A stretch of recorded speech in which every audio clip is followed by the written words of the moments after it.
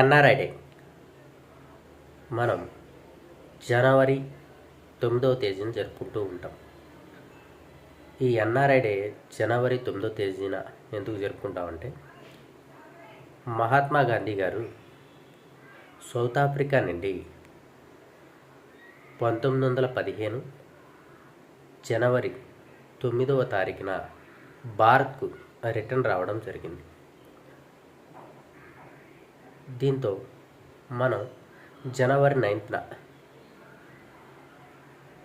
Every 2 ఇయర్స్కి ఒకసారి NRI day జరుపుకుంటూ ఉంటాం. ఈ ఎన్ఆర్ఐ డేనే ప్రవాసీ భారతీయ దివాస్ అని కూడా అంటారు. ఈ సంవత్సరం ఎన్ఆర్ఐ డే లేదా ప్రవాస భారతీయ దివాస్ ఒడిశాలో జరిగింది. ఒడిశాలో జరిగింది. అయితే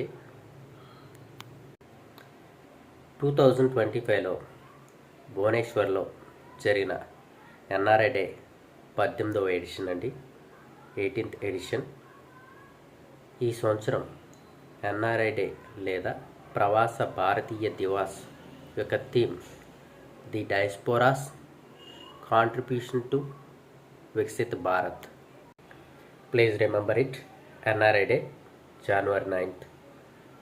ఎందుకు జరుపుకుంటామంటే, 1915లో మహాత్మా గాంధీ గారు సౌత్ ఆఫ్రికా నుండి ఇండియాకి రిటర్న్ రావడం వల్ల.